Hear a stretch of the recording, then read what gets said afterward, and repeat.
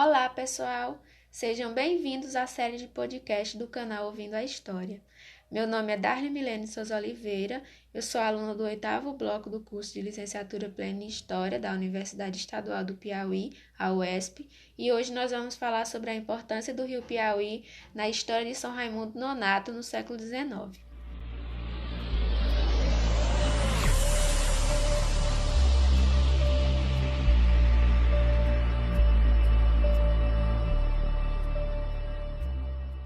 Conhecemos como São Raimundo Nonato, ela era habitada por povos indígenas que viviam nas margens do rio Piauí. No século XVII, desbravadores portugueses vindos da Bahia e de Pernambuco começaram a entrar nessas terras, e um deles foi o Domingos Afonso Mafrense, que adquiriu extensas terras nessa região, onde ele fundou fazendas de gado e currais de gado. A chegada desses sujeitos como Mafrense implicou na disputa pelos territórios do rio Piauí com os indígenas, uma vez que água representa vida, né? Então, os animais e também as pessoas, elas se estabelecem próximo a esses cursos de água, principalmente numa região seca como essa daqui, em que os rios, eles representam as poucas fontes de águas que existem, e também às margens desse rio que ficam os terrenos mais férteis para se realizar o cultivo de alguns produtos. Então, esse rio ele virou elemento de disputa entre os indígenas e os portugueses durante esse período. E nesse processo, muitos indígenas foram escravizados nos aldeamentos, outros foram mortos nos conflitos e outros conseguiram emigrar para outras capitanias, outros locais. Mas é preciso ressaltar também que os indígenas eles resistiram à invasão das suas terras a partir de ações como queimada de fazendas, matar os gados, alguns moradores também. Tudo isso era uma forma de expulsar os fazendeiros. Um exemplo dessa resistência são os indígenas pimenteiras, que viviam nas proximidades do rio Piauí. Esses indígenas eles travaram uma guerra contra os portugueses durante um longo período de tempo, de 1869 a 1815. Ao longo dessa guerra, várias fazendas localizadas nas margens do rio Piauí foram abandonadas devido aos ataques dos indígenas. Como é que eles atacavam essas fazendas? Eles queimavam as casas, matavam o gado e outros animais, como cachorro também, cavalo, a flechadas. Apesar dessa resistência, eles foram considerados como derrotados em 1815, só que não se sabe ao certo o que houve com esses povos. Então, durante esse período, ao longo do século XVII e do século XVIII, esses invasores eles foram conseguindo consolidar seu domínio sobre as terras dessa parte do rio Piauí, a partir da construção de fazendas de gados, a criação de currais, das alianças e conflitos que eles estabeleceram com os indígenas, e a partir da pecuária também, que era a criação de gado nessas terras. No início do século XIX, toda essa região, que depois compreenderia São Raimundo Nonato, ela era dividida em fazendas particulares das pessoas que moravam ali, e em fazendas do fisco, que eram fazendas administradas pela coroa portuguesa. A partir da independência do Brasil, em 1822, essas fazendas elas passam a ser chamadas de fazendas nacionais e passam a ser administradas pelo Império. Só em 1832 é que vai surgir a freguesia de São Raimundo. Freguesia ela se refere a uma administração religiosa, o que significa que durante esse período, essa povoação ela não tinha ainda uma autonomia política e econômica. Ela fazia parte do território de Jaicós. Ela só tinha essa administração religiosa, que era responsável por algumas funções dentro do povoado, como o batismo e o casamento das pessoas.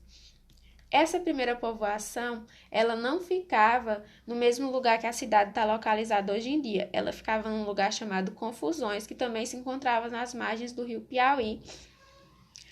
E a população, ela se mudou desse lugar em 1836 para outro local chamado Genipapo, onde já havia um núcleo de população que trabalhava na lavoura. E apenas em 1851 é que foi criada realmente a Vila de São Raimundo, que ficou sendo a sede de toda essa região. E essa vila, ela ficava na margem esquerda do rio Piauí. Ao que tudo indica, esse local em que as populações se estabeleceram, nesse local chamado Genipapo, ficava onde hoje é a Igreja Matriz e a Praça da Igreja. Os moradores eles se estabeleceram nesse local porque era um terreno muito fértil para plantar alguns produtos como arroz, feijão, mandioca, e próximo desse lugar havia um lençol de água subterrâneo que eles construíam as cacimbas, onde eles pegavam água potável para beber. Então foi por isso que eles construíram a vila bem próximo do leito do rio. Como o rio é um rio intermitente que seca durante o verão, que aqui dura quase o ano todo, então quanto mais próximo do rio eles estivessem, mais acesso eles teriam à água e também a esses terrenos férteis. Só que durante o inverno, esse local ele alagava devido às enchentes do rio Piauí. E aí, muitas vezes, a população tinha que se deslocar para lugares mais altos da vila por causa dessas enchentes. Então, toda essa questão do inverno e da seca marcava, de certa forma, o cotidiano e limitava também algumas práticas. Por exemplo, durante a seca, os moradores eles tinham que criar estratégias, né, para lidar com a falta de água. E uma dessas estratégias que eles criaram foi a construção de cacimbas e barreiros. Eles construíam essas cacimbas também dentro do rio, em alguns trechos do rio que ficava úmido, né, mas que secava, não ficava passando água, só que aí ficava úmido. E aí eles construíam essas cacimbas dentro do rio, construíam alguns barreiros também para armazenar essa água da chuva. Isso acontecia tanto dentro da vila, como também nas fazendas de criar gado que tinha nas proximidades. E o rio, ele era utilizado também para dar de beber aos animais, claro, como cavalo, gados, ovelhas, cabras. Então, ele foi um elemento muito importante no desenvolvimento dessas atividades econômicas, a agricultura e a pecuária. Alguns trechos desse rio, ele continuava com água durante a seca. Eles adquiriam esse caráter de perenidade, o que era muito importante para o gado, né? Para dar de beber ao gado. Mas, além dessa importância no desenvolvimento das atividades econômicas, o rio também ele fazia parte de outras práticas que marcavam o cotidiano da população, como lavagem de roupa, lavar os alimentos, por exemplo, ia matar um animal e aí lavavam uma coisa, limpava tudo ali perto do rio, e também nas práticas de lazer das pessoas, como os banhos de rio. O banho de rio ele é uma prática muito significativa para as pessoas que têm essa experiência, porque é um momento de lazer e um momento também de socialização, uma vez que as pessoas geralmente elas tomam banho de rio em grupo, e tem também os períodos que geralmente era durante o inverno que as pessoas tomavam banho de rio, principalmente num lugar quente como esse. Era uma prática, com certeza, muito significativa para esses habitantes. E a partir do momento em que foi fundada a vila, a sede da vila, foram criadas algumas leis para regulamentar os usos do rio como ele deveria ser utilizado dentro da vila, o que poderia e o que não poderia fazer. E aí, dentro desse contexto, foi proibida a lavagem de roupa dentro das fontes de água potável, que aí não seria no rio em si, mas sim nessas cacimbas, esses reservatórios de águas que os moradores construíam nas proximidades para dar de beber à população humana. E aí foi proibido também tomar banho dentro do rio em algumas partes da vila. E também foi proibido dar de beber aos animais dentro do rio, porque geralmente, principalmente durante a seca, ficavam esses trechos que ainda acumulava água e era onde os animais bebiam. Era onde os animais bebiam a água, porque geralmente eles ficavam soltos e tal. Então, percebe-se uma tentativa de definir os espaços em que os animais e os humanos podem conviver e se utilizar dessas águas dos rios.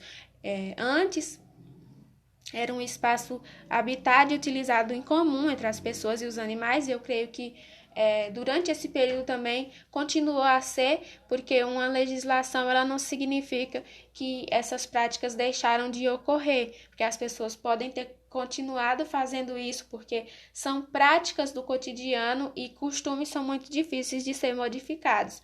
Então, era um lugar de convívio comum entre humanos e animais que utilizavam conjuntamente essas águas do rio Piauí e que a partir da instituição da vila começa a querer se restringir e definir em quais partes que os animais podem beber água, o que eles podem fazer dentro do rio e o que as pessoas também, como as pessoas podem utilizar esse rio. Então, como vocês podem perceber, ao falar de uma cidade ou de uma povoação que é construída próximo a um rio, nas margens de um rio, não é possível dissociar a história dela desse rio, porque o rio ele participou de toda a formação desse local, desde os povos indígenas que habitavam nesse lugar e as disputas que foram travadas entre eles e os portugueses por esse rio, até a escolha da fundação dessas fazendas e da vila também. Tudo tem relação com o rio. E o rio também ele influenciava, né, as práticas, em como as práticas eram desenvolvidas, influenciava as estratégias que os moradores tinham que traçar para sanar essa dificuldade de água e também resolver essa questão das cheias durante o inverno. Então, ele também marcava essas práticas cotidianas de lazer. Ele era um elemento cultural, né, que tinha um grande significado para essas populações, porque ele estava ali, bem próximo e participando da vida das pessoas. Não é como hoje em dia, que o rio está praticamente morto aqui na região de São Raimundo Nonato, dentro da cidade. Não, ele era um rio vivo, que era muito utilizado, que participava da vida das pessoas nesses banhos de rio, porque o banho ele é uma das atividades culturais mais significativas aqui nesse momento de interação dessas pessoas com a água. Para além de uma questão utilitarista de ser utilizado como recurso econômico ou como recurso hídrico, ele está fazendo parte de um momento na vida das pessoas em que elas vão conversar, elas vão aproveitar aquilo, vão desenvolver sentimentos, memórias. Então, o rio, ele foi um elemento e acredito, um elemento muito significado que habita também esse imaginário, as memórias das pessoas que tiveram essa oportunidade de conviver com um rio cheio de vida. E é isso. Então, esse foi o podcast sobre a importância do Rio Piauí na história de São Raimundo Nonato, oitocentista. Obrigado por me ouvir.